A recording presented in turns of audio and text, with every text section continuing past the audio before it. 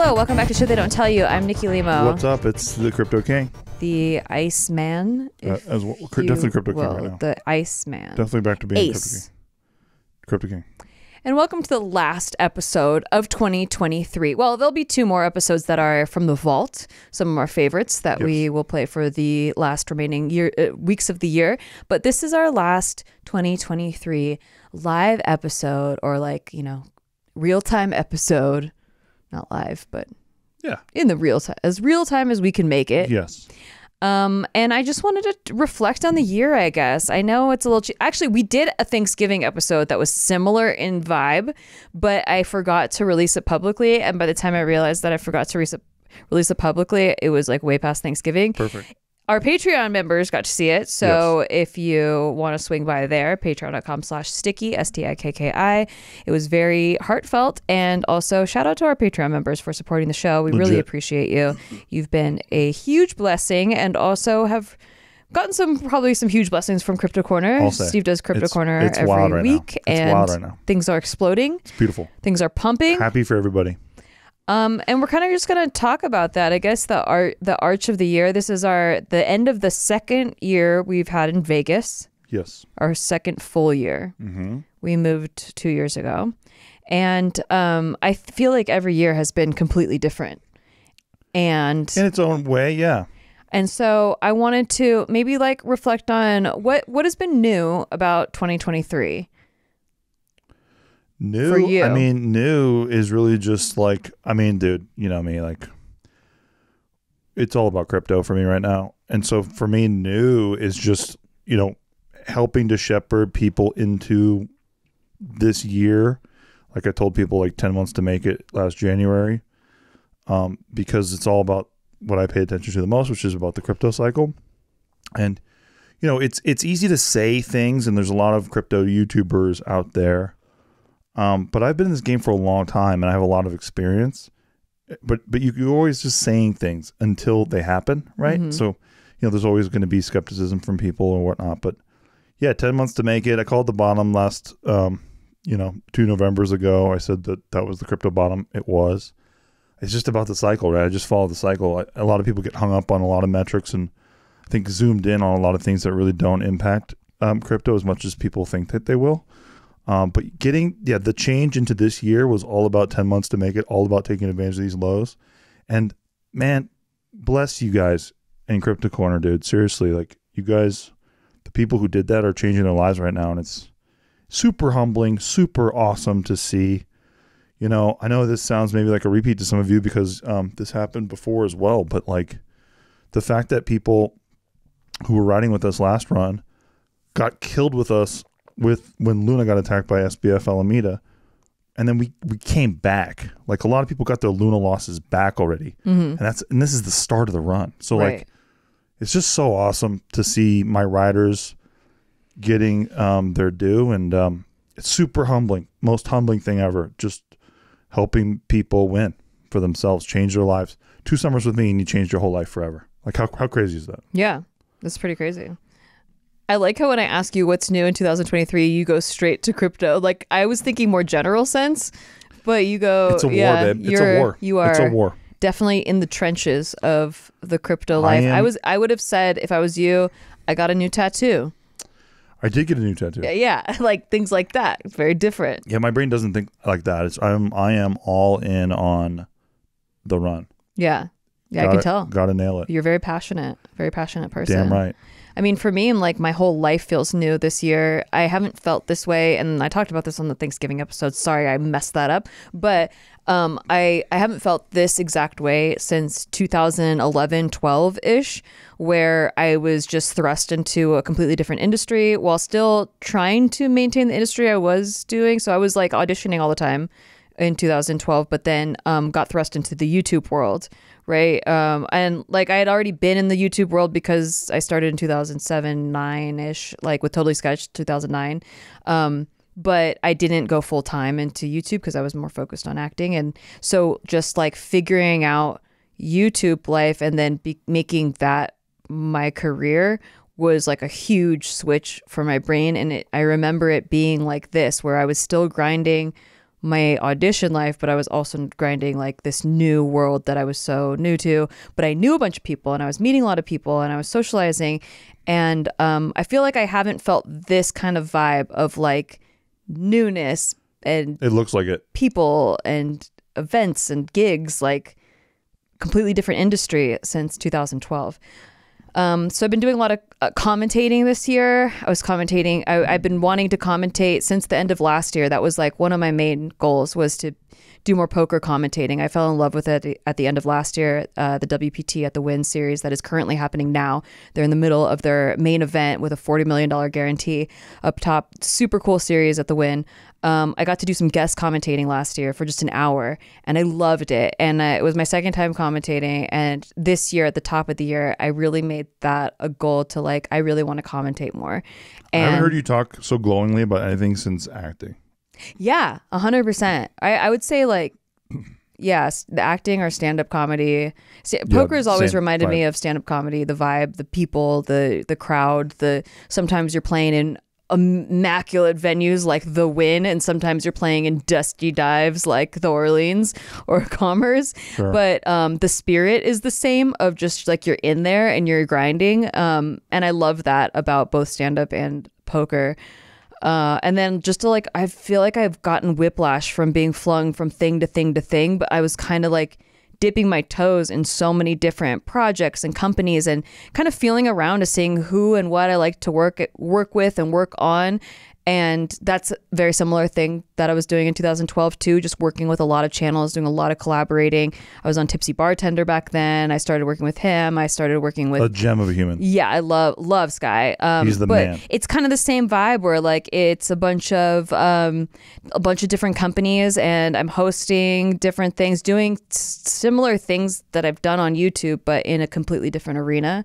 And like once I would think one thing was, okay, I'm here, I'm stable in this one thing, it would just get flipped on its head and I would be on to the next thing. And it just kept happening over and over again.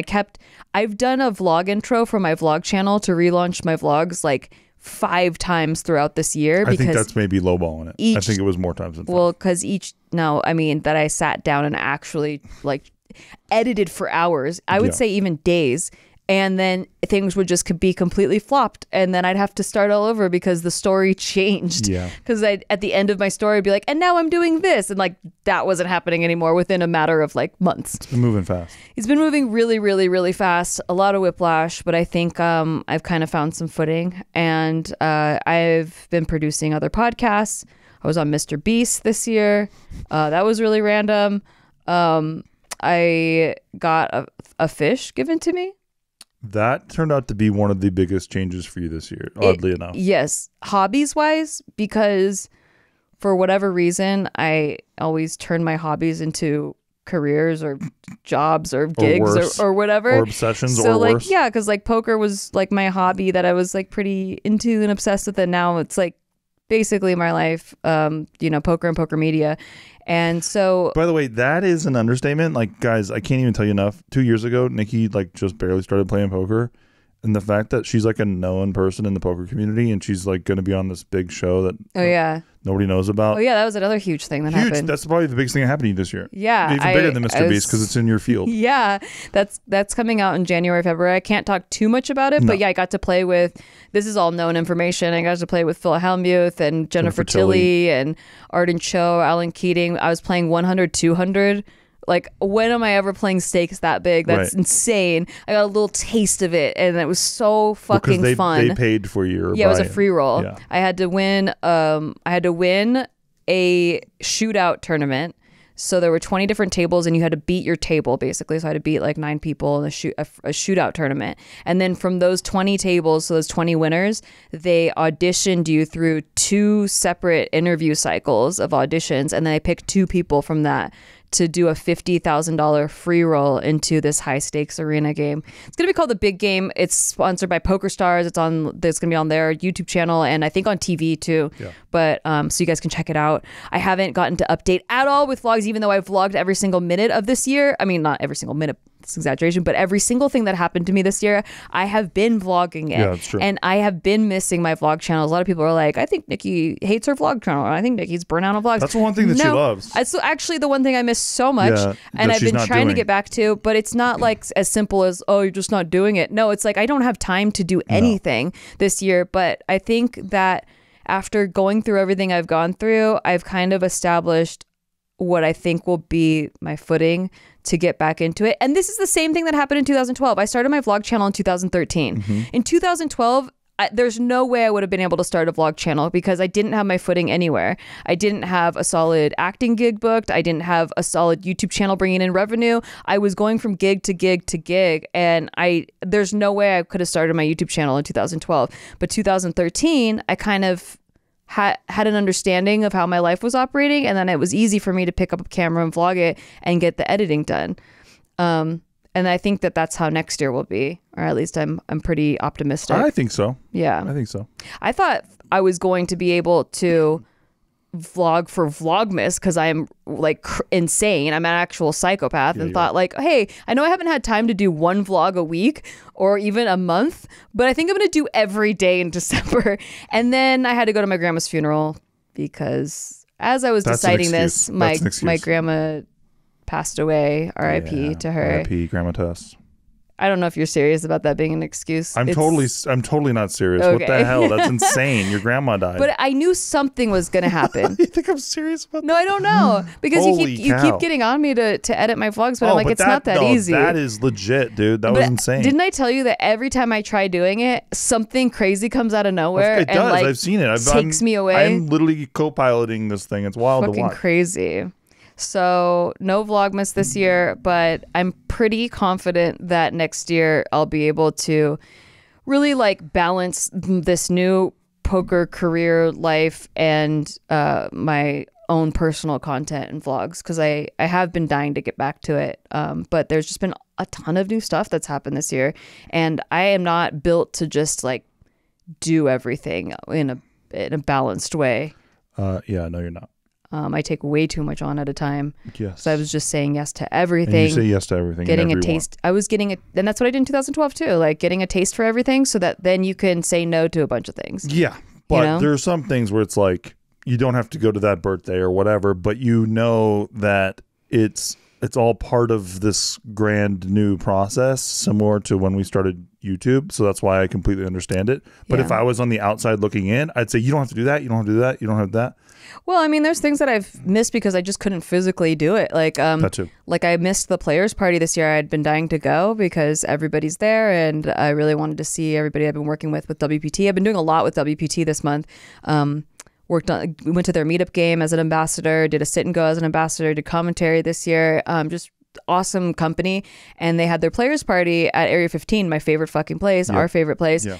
And I had just played poker 3 days straight, made the money of the Prime tournament, which was an $1,100 tournament, but it was with a like 1.5 million up top. It was a 5 million guaranteed prize pool, but it way outdid the prize guarantee. So it was like a $10 million prize pool or something crazy. Wow. So, yeah, it was. I cashed my first 1K, which was kind of funny because I've cashed for a 6-figure score before, but funny. That was still a $600 buy-in. This was $1,100, and like I was playing that. So after playing that for 3 days in a row, I came home. I was gonna get ready for the players party, and I sat on the couch and I passed out. I just fucking crashed, and then woke up at like 9 the next. I slept for like 12 hours straight. When you cashed, does it mean you got 1,100 back, or that, and that's it?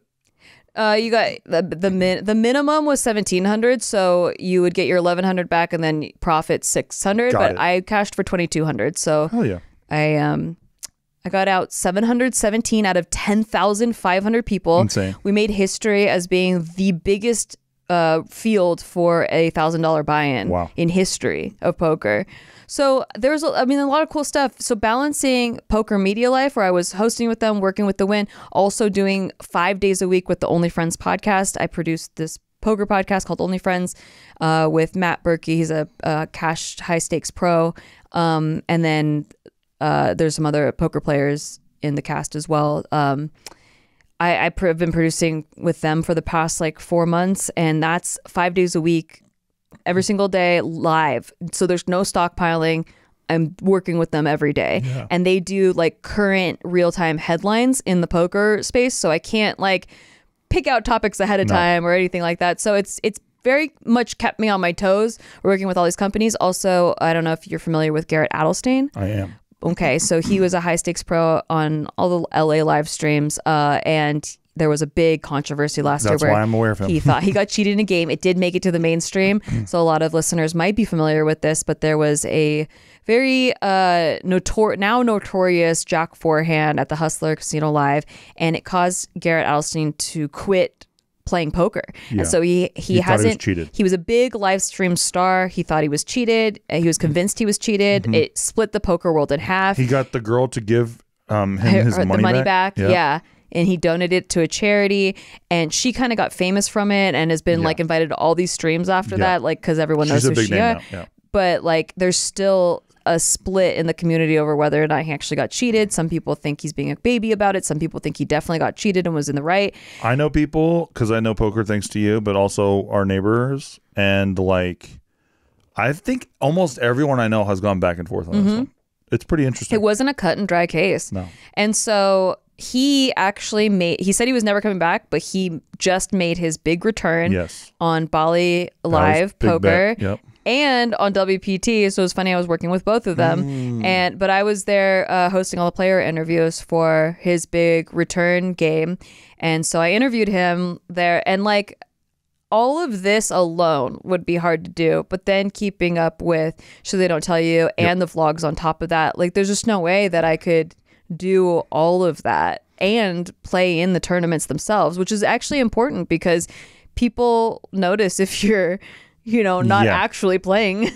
Oh, and I was on a live stream. I was on Poker Night in America during that too. I almost completely forgot. Wild. Almost like that's like an afterthought. And but by the way, another little underrated note about this year, we actually got to hang out with Mark, who's our producer of many years. Yeah. Allegedly. That's allegedly. But a mythical. One of the great things about Mark is talk about somebody who takes things off your plate. When we do something, we know we don't even have to think about it again because Mark is that good. Yes.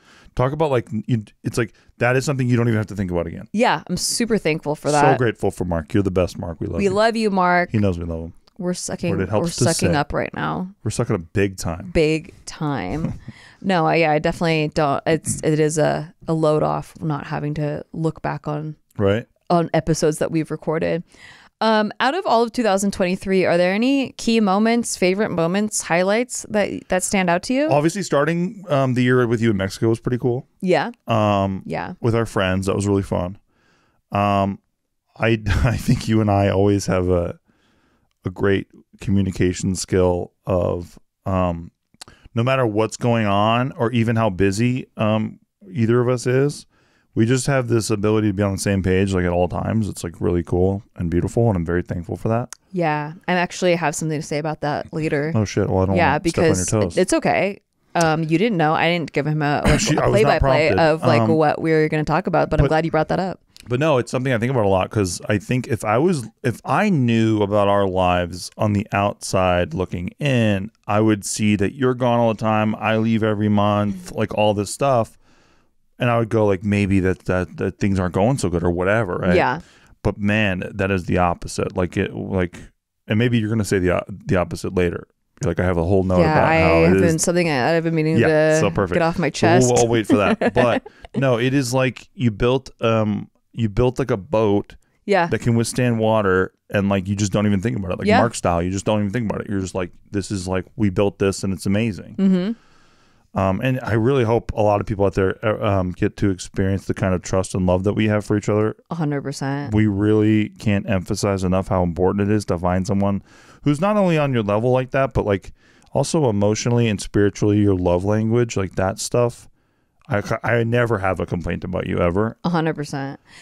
I mean, obviously I've said I'm going to get into this later, but like there's a lot of breakups going on around us that are kind of sad, and like they're people that we love, all of them, and they've been together a long time, and it's weird but being happy for them because just like with Joe and Jess, Yes. like if you guys are new Best listeners, example. there was a couple that we were very good friends with, and they broke up in our living room. And at the time, we said it was the best thing to happen to both Yes. of them, and we were the only people saying that. Yes. And a lot Everyone of the else public was saying nah. a lot of the public got mad at us, being like, You're breaking 'em up. helped break them up, but You now broke 'em they're in up. 2 separate relationships, so happy, Yes. so happy. Every time I see Joe, he thanks me about it. Yeah, and same with Jess. Yeah. Like, and so what we love to see is people actually finding real love and like Yes. believing in it again. Yes. Because I think that sometimes if you've never experienced a real healthy relationship, you just kind of think everyone has a shitty toxic time. Like Exactly. after a certain point, it's like, oh yeah, you just got to put up with their shit. Gotta deal. Like, you know, nobody's perfect. Relationships are hard. No relationships Suck are it up. hard. You suck it up. You commit to your vows and like People whatever. think it's like some Disney tale, and it's like, dude, first of all, it's not a Disney tale, but it's not like this. I don't know. People go like, you're too idealistic about what a relationship is. I'm like, no, dude, I'm living it, bro. Exactly. And had we stayed with our exes, which we were obsessed with, Yes. we were very much in love Yes. with our exes. So I just thought, not yes. knowing. So we thought. Yeah. So we thought because that was all we knew. Yeah. Right. I thought that's what Imagine, love was. I've thought about many times if they hadn't tipped me over the breaking point, which was way too, I gave them so much rope, right? And like they just went the extreme and then broke up with me. Like if that hadn't set me free, 100% I probably would have like done anything to try to save it, married to like try to save it, been really upset all the time, but being like, well, that's just how relationships are.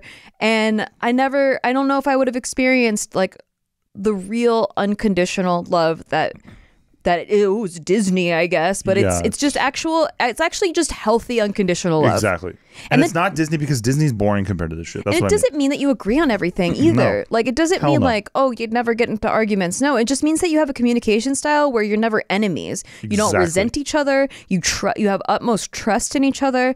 There's a high integrity level, and you're just on the same page about things. And when and you we're don't, on the same team. Yeah. We wear the same team jersey. Like Yes. I don't wear Steve jersey. She doesn't wear Nikki jersey. Like when in an argument, we're for the marriage. We're on the Yes. marriage. yes, That's what people, I wish everyone could just understand that. It's so important. like I can't tell you the amount of times I've been to like girls powwows or girls weekends, and everyone just uses it to get away from their partner, to like vent to their girlies about their partner, and I have nothing to contribute. And it's I want to tell them that it doesn't have to be that way. Either you can work on the unhealthy parts of your relationship and get on the same page and create a language model Yes. that you both understand, and your life is so much better because of that, because then now you're actually both on the same team.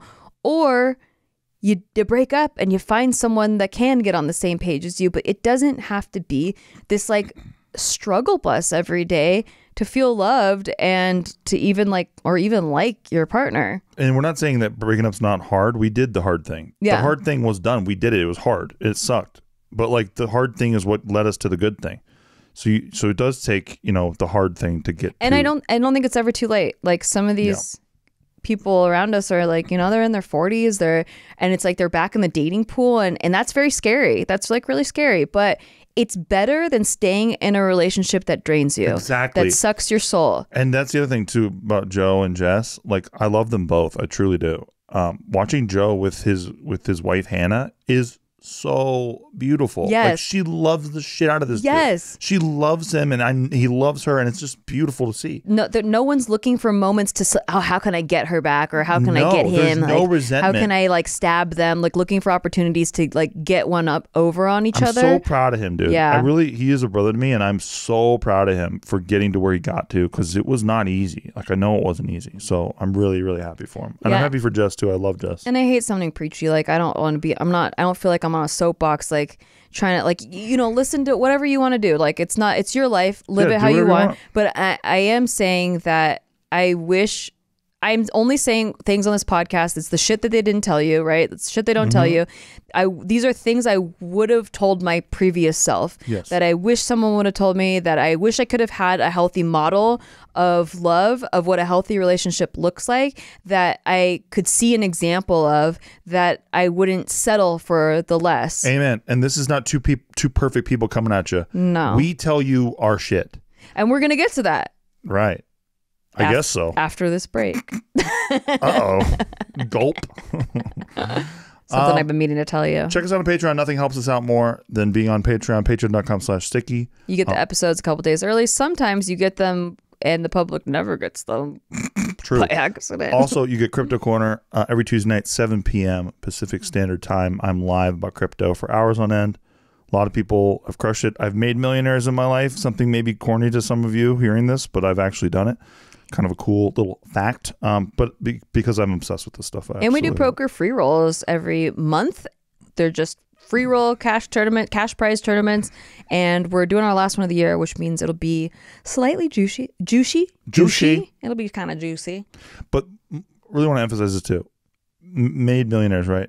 Like emphasis on it, but it's what they did. Mm-hmm. It's not me. We're gonna get to it. Okay.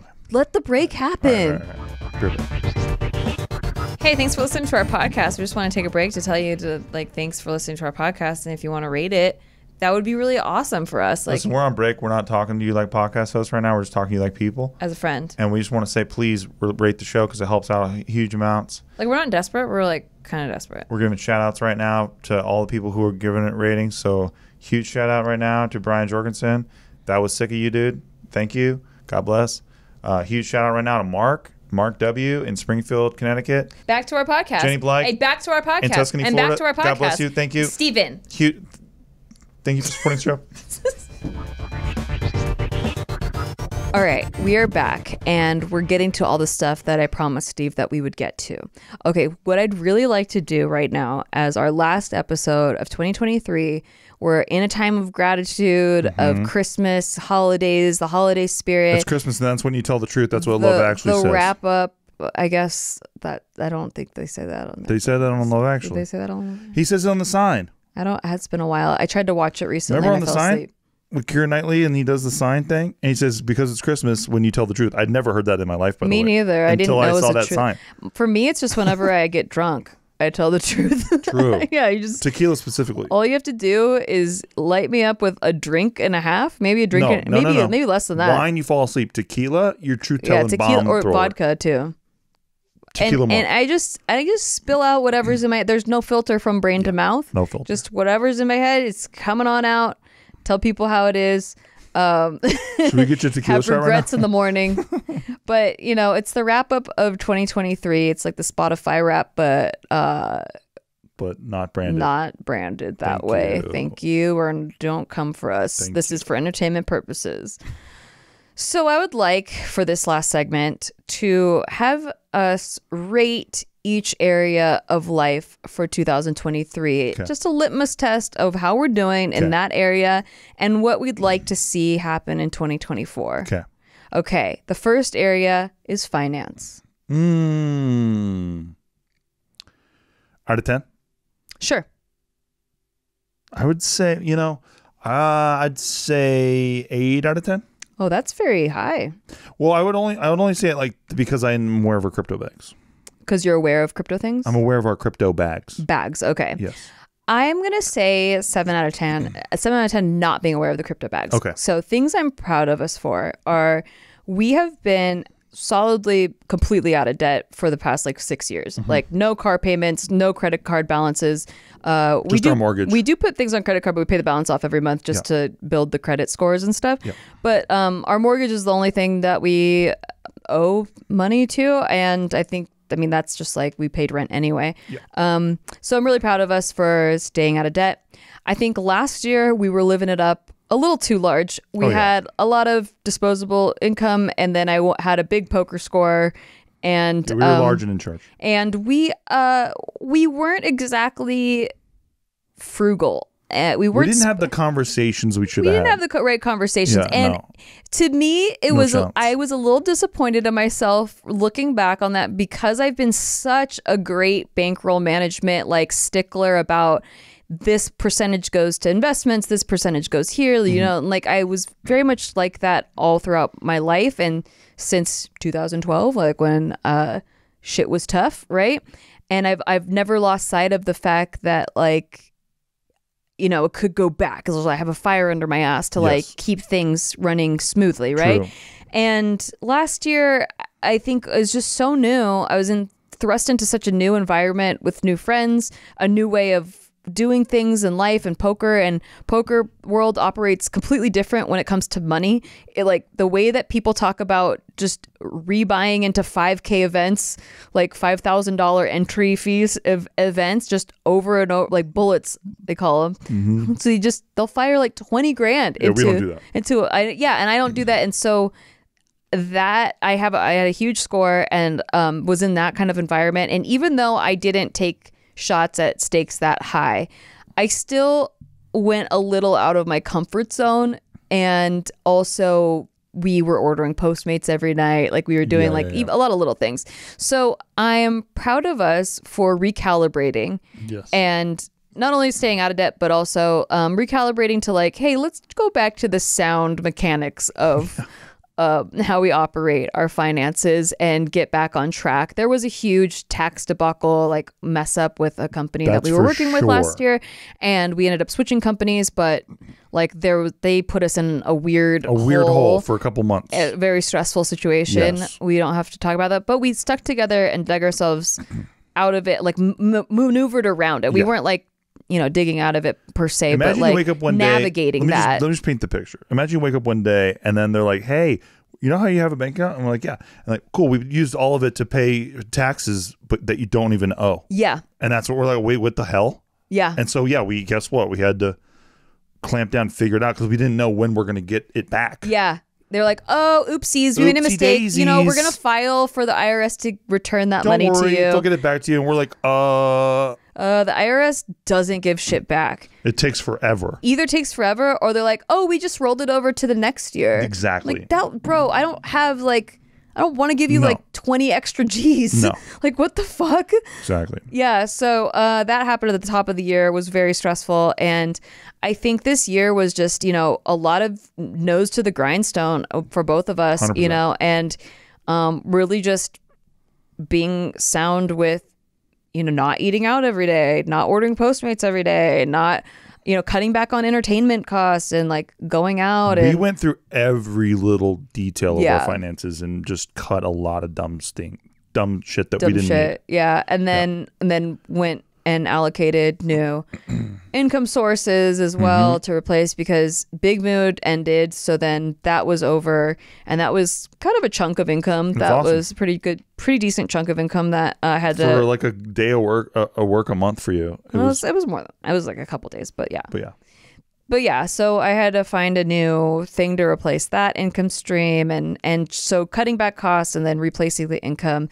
Cutting expenses, replacing income, like just getting the flow chart back to a comfortable place was it's still a work in progress, but we have managed nicely throughout the year, and I'm proud of us for doing that. So I would rate it a 7 out of 10, only because we've done better in the past. That's for sure. But we have done. I'm pretty proud of us too. So not a bad score. All right. How about this one? Rate the career area of your life. I'd say, I think because like JK, we kind of are on the comeback right now. So that plus Crypto Corner is doing really well, getting a lot of people understanding what I was talking about the market, which is all I ever hoped for. But then nobody really believes you until it happens. Yeah, I'd say I have to go 8 out of 10 on that. I really do. I mean, it's so interesting because, like, if this was 10 years ago, I wouldn't believe myself about what I'm into right now. Right. But JK keeps my creative brain churning and like satisfied. Mm-hmm. And then plus, I love those boys. Those boys are the best. And we all got tattoos this year, and we had a great time. And just feels like we're building again, which is awesome, and it feels like everyone's on the same page in a great way. That's good. That's important. It hasn't been the case. Morale is really important. It's so important. It wasn't the case for a while. Yeah. Right. There was just like different currents in that room for a while, and it just didn't work for a while. And so having everyone same current going the same direction. Yeah, it's feels so great. important. It's so important. For like, it just feels better like on your soul. Like it's not so like weighted and heavy and and everyone wants like to be there. Pushing a boulder up a mountain. Everyone wants to be there, and nobody's like looking at the clock, making I got to leave by this time, or I can't wait to leave. Yeah, was the vibe for a while, and it's like Jesus, like, can't believe we get to do this. Like, Yeah. you know, like that perspective is so important to me. But that coupled with Crypto Corner, feel very happy, very satisfied. What would you like to see in an ideal world? What would you like to see happen in 2024 for your career? I would say that, like, you know, in an ideal world, every JK video we post gets like fucking ridiculous views. So like a huge JK comeback. Because that's great for all the boys. And then I mean, that the comeback's already on for Crypto Corner, so it's like everything's on the comeback right now. Would you ever get back into like screenwriting or your YouTube channel? I don't know. Or is that kind of like on the odds? I feel like that industry is sort of in a weird place where, like, unless you're writing a superhero movie, like, you're pretty much, you know, SOL. Would you ever do more public crypto stuff, like on your channel or streaming? When you do that stuff, like, I have to, you know, often I make fun of those guys because they talk about things that are like dumb. Like, and I don't mean like I'm so much better than them. It's just like, if you're doing that, your audience is going to be people who talk about the most popular tokens. I don't buy the most popular tokens. Right. I buy things nobody knows about yet. So the model doesn't really work for what I do necessarily if I'm going to be in public. Like, because I'm not out there buying Doge Bonk or whatever. Like, I'm actually putting time into research amazing projects that everyone's missing. And then by the time that they explode, right? Like Kuji, for example, is a great example of that. I was buying Kuji for over a year. And now all these crypto YouTubers are talking about Kuji. People who like Cryptos R Us, who's a nice guy, I'm sure, but he doesn't do any of the reading. Like, they don't work hard. Yeah. I know they don't, because they just skim the same projects and say the same talking points about them every day. What if it was just like general crypto? But real quick to close that loop. Yeah. Whenever Kuji got mentioned to him, he'd say, I don't like the name or whatever. And it's like, you don't do any work. You really are just, I mean, it's good for them, right? They make their money off of people watching their videos, but they don't have to win at crypto to be successful. They're already successful. Crypto's an accoutrement to their success, right? Yeah. For me, it's the opposite. Crypto Corner, I asked you for $5. That's it. Give me $5 a month. And like, I am not farming you for APYs. I'm not trying to get you to give me even more money. Yeah. I want you to win for yourself. I will make my money in this game off of my moves. I always do that. And how can I sit here with such confidence about it? Because I do it every time. So like, that's why. I guess would want more people to know about it. So I'm thinking about, you know, more ways to get like new people who really have a desire to learn, but maybe not know that you even exist. But then if you want to grow something, like, you have to talk about what everyone's talking about. I mean, maybe like general things like 5 things I wish I would have known about crypto before I started. Okay, yeah, you know, that's not things bad. like that. Yeah. And it's like for more advanced advice on how I run things and do things, and like you're using personal examples of what you went through and your wins, and kind of like letting people know like I can teach you. Right. Basically. And I only say this because of how deeply I've gotten into the fish hobby, that I've watched so many aquarium channels. True. And they are like, they're very good at like talking about mistakes that they made when they were before, you know. Yeah, that's or where like you learn. they'll do like short form content that's like rating people's dirty fish tanks and what they need to do better, or like mistakes that they made or stuff like that. Sure. And it's just like little short form content like that gets you into it. And then if you want to have the more advanced material, you can like, you know, I don't know, like you can watch their more advanced stuff. That's but fair. like what you're talking about the type of content that people seem to be making in crypto space, it sounds like the YouTube channels who their YouTube channel is about how to build YouTube channels. Yes, and it's like, exactly. well, they don't actually need to be necessarily good at building them. They could be giving you shit advice, but because so many people are looking up how to build a YouTube channel, they're successful in a meta way about building their YouTube channels. But they you know what I mean, know right? everything. The top of the game, they're talking about what everyone else is already talking about, and no, I get don't it. do that. Yeah, I know. You don't want to It's be. not that I'm better than it. It's you don't just want that to that be stuff doesn't the work. Jim, what's his face, that has the hot picks for stocks.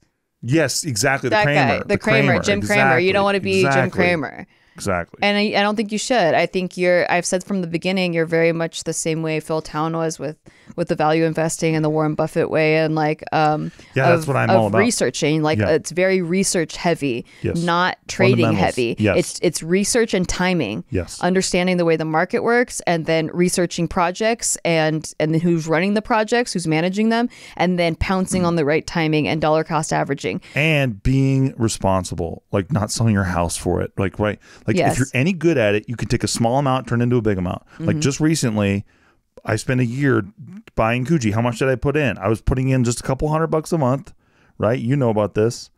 I put in $8,000 total. I turned it into 65 in like 2 months, right? Yeah. 2 months of price action, not 2 months of work. I did the work for fucking 14 months. Just an 800% return. But exactly. But like, but exactly. And that's so important to me because I don't ask anyone to do what I don't do myself. So, you know, I recently, because I tell everyone everything that I'm doing in Crypto Corner. You can see my whole portfolio. I show you everything because unlike these crypto tubers, I call them tuber scum, I don't think that they're actually doing what they say they're doing. I don't buy it. I don't, because they always talk about the perfect move and all this stuff. My people got to see everything that I was doing from the bottom up, how I build the house, right? Yeah. I think that, and then obviously, look at me, I wear all this stuff all the time. So like you can go back to all these videos, timestamped and all this stuff when all this stuff was worthless to people, worthless to people. And I was buying them with the serious mindset that it takes to win in this game. Like you said, the Warren Buffett mindset, which I found out about later. I'm not bragging about that. It's just one of those things that I accidentally found through crypto is value investing, like finding, and I didn't even know it was called that, just finding amazing projects and buying the hell out of them, treating it seriously when nobody else is how you win in the game. Yeah, 100%. Yeah, people don't do that. People don't have patience. They don't have patience. A lot of people act with their emotions, and that's why you can win in the game. Yes. Because if everybody acted logically, you wouldn't have the dips and the crazy chaos the moments of opportunity that you're looking for. And I have a neighbor. Real quick, I have a neighbor, and I'm like telling him about this the whole time. I'm like, dude, you got to get in here during the lows, and now he wants to get in because everything's up. Yeah, that's how a lot of the stock market people work too. Like people don't want to buy until they see something happen. They're so scared, and then by the time things are exploding, it's too late. And yeah, credit to him. He's like, dude, you told me. I wish I did it. I should have done it. But like, I wish he did it too. Yeah, like, I wish he did it. Right. For me, I would rate my career life an 8 out of 10 as well. I think this year has been an incredible amount of momentum. I have like goalposts, right? Just like last year where I had goalposts of like learning tournament strategy. I didn't know I was going to final table the WSOP and bink a 6-figure score that most people take years and years and decades to fucking accomplish. I just had like goalposts, right? Same with career this year. I wanted to commentate more and I had some goalposts, but I way exceeded them where it was just a crazy amount of momentum that I'm super grateful for. But one thing just led to another, and it was very organic. I didn't feel like I was like hustling hard to like, doing cold calls, or it was just like one opportunity led to another to the point where like I'm working with some of the biggest poker companies out there right now, and it's been really cool. Like it's been really a fun experience. It just feels like a good fit. This industry has really resonated with me in a way that I never would have predicted. You would have told me like a few years ago, like, oh yeah, you're going to be a voice in the poker industry.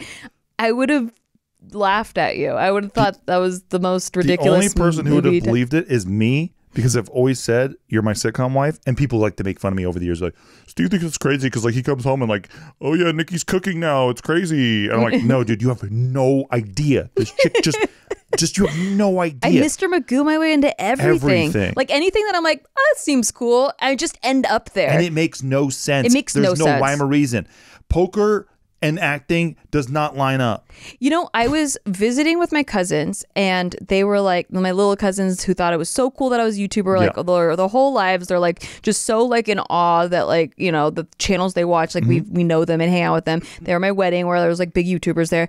Okay, so now I'm not cool anymore because they were like, do you know Mr. Beast? And I'm like, no, I don't know Mr. Beast. And they're like, oh, like you gotta work with Mr. Beast, like he's the guy. And I was like, I'm sorry, I don't like, I know all the old school YouTubers. I don't know Mr. Beast. And then within a few months. It's like my old buddy Sean Klitzner calls me and it's like, hey, I'm working with Mr. Beast. Do you want to be on a video? Yeah.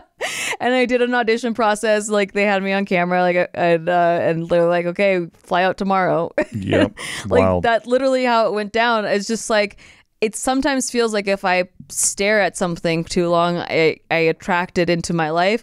For better or for worse. So I have to be very careful where my attention goes. If I think of a negative thing too long, I will attract it into my life. That's true. So I am very conscious of that.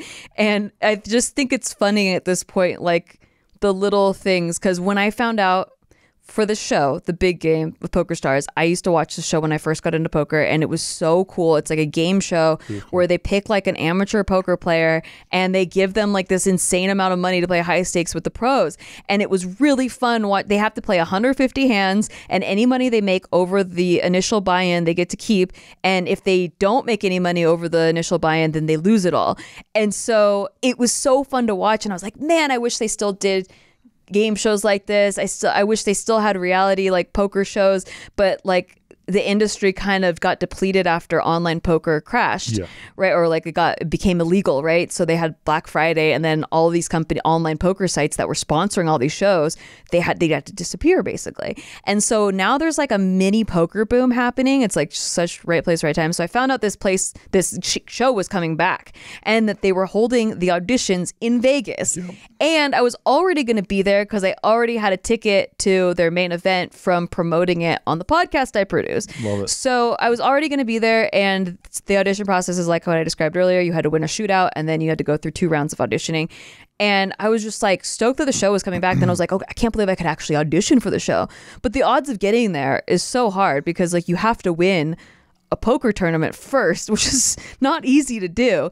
And then you have to parlay that into being good on camera enough to bank the one of 2 slots that they had open. Insane. So it just seemed like a long shot, but I had to try. And then wouldn't you know, I ended up on the show. So that's been so fun to work on. And I just, everywhere I go, people, industry colleagues have been like, man, you're just everywhere right now. And I am. And I haven't really like consciously tried to just be everywhere. Honestly, like I just have been doing what I'm passionate about and like taking opportunities that come up as they come up authentically, like very organically, and ending up in crazy situations where I'm now playing high stakes against Phil Hellmuth and Jennifer Tilly for hundreds of thousands of dollars. And it's been an amazing ride. I'm incredibly grateful. Every day, as scary as it is, because it's the unknown and I don't have anything like solidly established yet, like I did with YouTube, years and years of grinding YouTube. I feel like every day is an adventure. Anything could happen at any day, like at any time. And it really is like all possibilities are possible, where I feel like sometimes as you grow older, you're just like, you don't believe in magic anymore because you're like, well, that would never happen. So then it's blocked from your beliefs and then it doesn't happen. But because of how crazy my life has been from personal experience, anything is possible at any time. And I'm just really open to whatever's next. And I'm really excited for 2024. In an ideal world, I would partner up with one of the companies that I've worked with this year, and I've worked with all of them, like pretty much all of them. I'd say there's maybe like 1 or 2 poker companies that I haven't worked with this year, but pretty much all of them.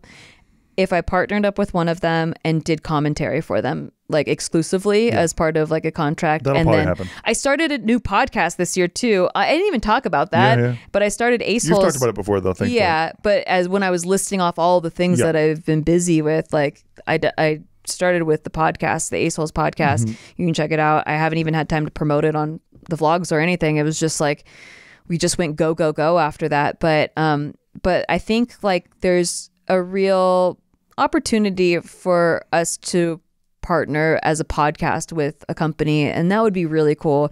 And I'd be really happy just sinking my teeth into that kind of a grind and then vlogging all of it. Like, so just whittling my plate down to working with one company, commentating, doing the podcast, and vlogging all of it. Love it. Which sounds like still a lot, but like it is a whittle down from what I've been doing right now, which is like way too much, just so much all the time. All right. How would you rate the love romance part of our lives? I mean, obviously, I gotta go. Believe it or not, 10 out of 10. Yeah. Yeah. Okay. I mean, look, I know that like romance wise, we haven't gotten to do date nights and stuff. Yeah. But like, dude, I don't know what it is, but like, you're just like a fucking battery that I can like be around, and like I get charged up again, and like I hug you, and I feel all full of love and all the beautiful feelings. But I wish I could hang out with you more. Yeah. Is that something you'd like to see more of in 2024? Yeah, I think so. Yeah. But it's not something that I'm like, oh damn. Yeah. Like I'm not like that. Yeah. Like it's good. So I'm just like Asian mom, I guess, because I haven't rated anything as high. I'm always like one step below you. That's fine. But I would still rate it 8 out of 10, which is the same that I rated my career, which is where I spent most of my energy this year. But I still, because of, I rated 8 out of 10 because I love and I love romance, and like I love our like getaways, our vacations we used to take, our date nights that we used to do once a week. Yep. And I feel like this is the most apart that we've been in our entire relationship. But at the same time, I'd never felt an ounce of weakness or support drawn away. If anything, I feel like more supported because we're both nose to the grindstone and what we're passionate about doing, and super supportive of each other along the way. And it wasn't just like one person longing to like hang out. It's like, no, we both know that there's a time for work and a time for play. And we've always been so on the same page about everything the entire way. And when we aren't, on the random rare times that we aren't, there's a communication that's like, oh, okay, yeah, I get you. Even though I'm in this other place in my life, like I see you, I support you. It wasn't like that this year. We were both really busy, and we were both super supportive of each other. And I didn't for a moment feel like there was anything in jeopardy with our relationship. Never for a second. Felt very strengthened by the fact that you're like my biggest supporter. Every time I was commentating, you were in the chat room and the stream just supporting. And that's all I could ever ask for, is like the most supportive partner in the world. Also, you started cooking for me this year. That was pretty romantic. I think like small, like, I try to add a new skill every year that I didn't do before. And I think that because like my love language is acts of service and quality time, but also acts of service, they're like tied. That was like, I felt very loved. I feel very special. Still got to be though. Still got to be. Got to get better. Very important, very loved, very special. It made me feel, that's how I receive love. And I very much felt in love with you this year. And my only reason for rating it 8 out of 10 is because like I like the romance, and I'd like to see more of that in 2024. I understand that. And I have a hard time rating anything 10 out of 10. I know. I think if like our finances were like insane, like we have like $100 million, that would be then different. obviously I would rate it 10 out of 10. But I have extreme things for rating 10 out of 10. Well, that's the first thing I would do probably is go on vacation with you. Yeah. Because we haven't done that in 2 years now. Yeah, 100%. Like, and then Mexico was kind of a vacation, but it was so short. To me, what money represents is just being able to do more with what I'm already passionate about doing. Like you get to do more with crypto, and I get to do more with poker. Like I get to do more of the stuff I'm already doing, but at a higher level. Yes. And like so many times I feel like a little bit limited by money with like, oh, I'd like to do this with the podcast. I'd like to get an editor. I'd like to do exactly. But we're just kind of, I have my hands tied a little bit because like, well, we're not there yet revenue wise. And I don't have like the extra funds to invest in that. Whereas like having the freedom to build a quality product would be so sick. For sure. So yeah, in 2024, would love to have like just money to invest in our own shit with. We've been doing a little bit of that, but I would like to see more of that. And with money comes freedom of like being able to go on more date nights and stuff like that. All right. I'm just going to kind of put all of these into the same category because we're coming to the end, but I had family, friends, and then friends and social as separate ones, but let's just put them together. Yeah. Family, friends, and social life. I'm going to go 8 out of 10. Yeah. Any reason? Only because I mean, when I see my friends, like it's like once a month when I go to JK, right? And then like I would say that I have like a great relationship with our neighbors. But like I always think that could be improved on for sure. That's actually crazy to me because I would rate this like a 9.5 out of 10. Really? I would rate it actually probably it's as close as 10 out of 10 as I can get. I have never felt like I've had this like many friends in a way that's close. Like I've always had one or two close friends and I'm fine with that and I operate fine with a close circle. But I really feel this year I've felt very wealthy in friendships. And and I'm not the social person in our relationship. So this is very new for me. Usually it's Steve that is out there making lots of friends. And then I'm also there and I get along with everybody and I can, have conversations. But it's not me going out and making a lot of friends. Whereas this year I've felt like I have a support system and there's been like I felt very close to people in the community and that I've been working with and I have like a girl group because when Big Mood ended I was like I might never like have a close girl group again and then I immediately found it in poker with a close group of girls and I feel like I can go to people for support about anything. That's and cool. I feel, I haven't felt that in a long time. And as far as families goes, I mentioned my grandma passing away and your grandma passed away this year too. And this was the first Thanksgiving that both of our parents were together. It was awesome. In the same room that we hosted. And although it's been rocky in both of our family, but dynamics, extended family dynamics, I felt everyone coming together for that moment awesome. And just I felt a lot of love in the room like Definitely. Where I mean even going to LA and I stayed at my aunt's house like I feel I can go if any time something went terribly wrong and I was in trouble or in danger I feel like I have so many lifelines that I can call like I have a place to go like I have tons of cousins and aunts and uncles and your family and my family and friends that I feel extremely involved in a community aspect of support. And I don't think I guess I've just never felt that before. I was very alienated in school, public school.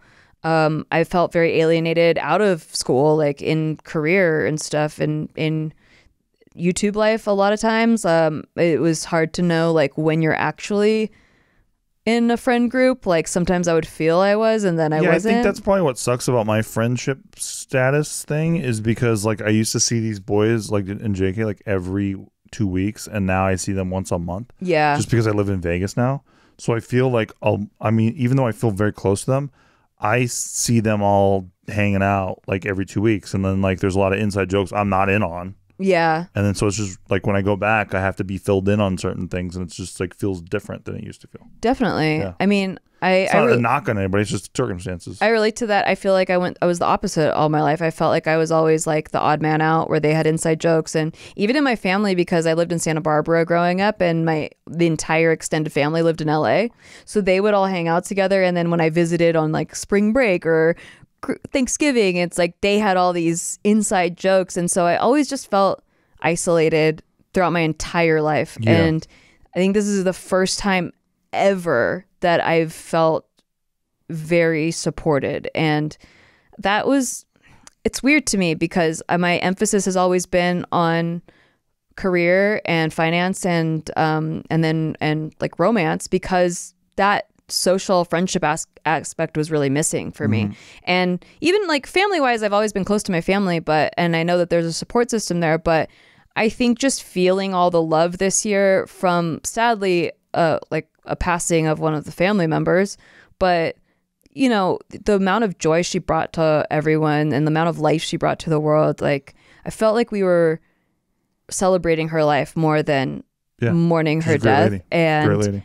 It was just a lot of love. And I feel very like lucky in that regard to have found such a strong place with people, and I still have like paranoia or feelings, or like, oh no, like what if I feel this way and then they can just reject me at any moment and then I won't be part of the group, you know what I mean, because of the past. But like learning to trust people and like be like actually embrace close relationships has been new this year, and I hope that just becomes stronger the longer that we know each other into 2024, and the bonds that I've created with people just get stronger and stay that way. On to 2024, folks. Yeah.